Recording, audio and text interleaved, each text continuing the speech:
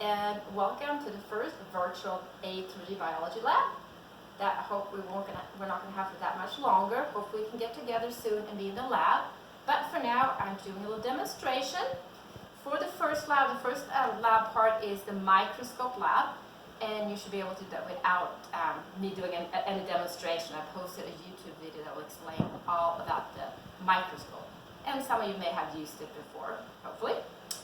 So the second part of this lab is analyzing the effect of cell size on diffusion.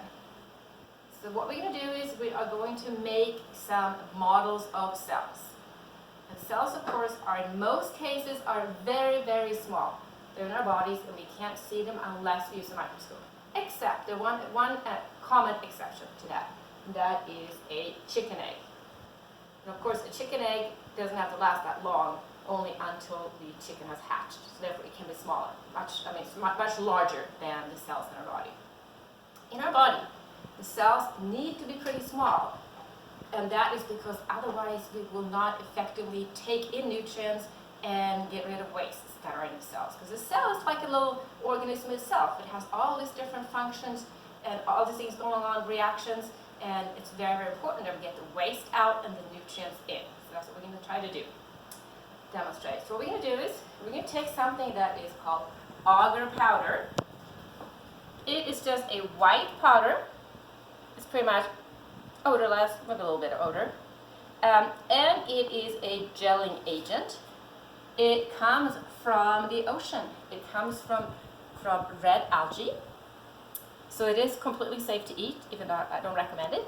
But some vegetarians do it instead of using gelatin, because as you may or may not know, gelatin is an animal product. And we use it in Jell-O.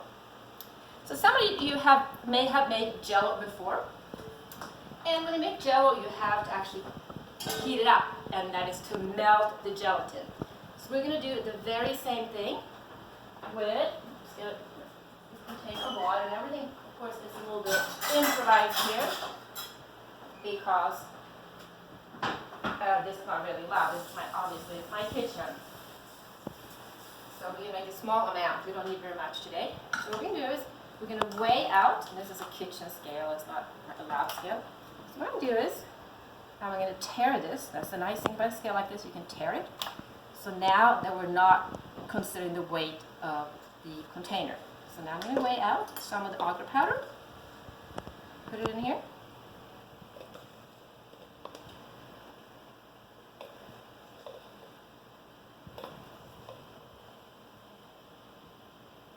So that should be enough to make a gelatin for us. Okay, maybe I should actually use a smaller pot here because we don't have to make very much. All right, put it here. Back burner here. We'll turn this on. Now I'm going to put the water in here. And I'm going to add my gelatin in here. So we can heat this up.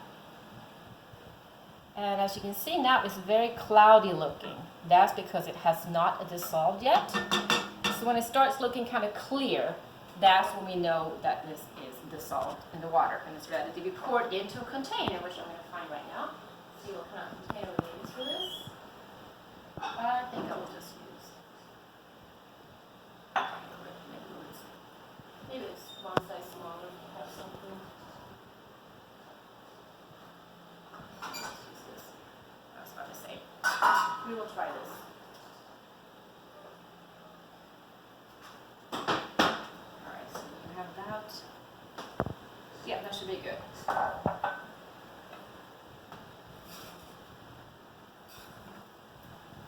Alright, so what we're going to do now, this is going to be the exciting part. We are going to add something that is called phenolphthalein, which is over here. It looks like this. And this is what's called a pH indicator. That means that it's going to change color dependent on whether it's basic or acidic. We'll talk more about this in class. And I don't really have to. Actually, I'll probably use the same spoon here. It's a little bit too big, so I'll use something else. What can I use? Probably have to work. improvise a little bit here, the way it is. So I'm going to put a little bit, don't need very much, like that. We'll stir it up. So now I have this pH indicator in here. So now what's going to happen is I'm going to add some, this is very thick. I think I'm going to need a little bit more water. Here, use. Don't make it too thick. Okay, so now comes the exciting part here. We are going to add in some sodium hydroxide in here. And I actually do not have sodium hydroxide, but I have drain cleaner in here. And I don't know if you can see here, but it actually says here, sodium hydroxide on it. So we're good. I just need some base, so it's not going to matter that much. And now take a look at this. You guys see what's happening here? This is turning pink. Nice deep pink. So I didn't really measure, I just poured it in. Alright. So we're all good. This is melted nicely. And now I'm just going to pour it into my container here. And we're just going to put it in the refrigerator like we do with Jello when you make Jello, if you guys have made Jello. And this is going to conclude part 1. So you guys can go ahead and answer the questions, and then we're going to get to the experimental part when this has set up in the refrigerator. So I'll see you here in the next video section.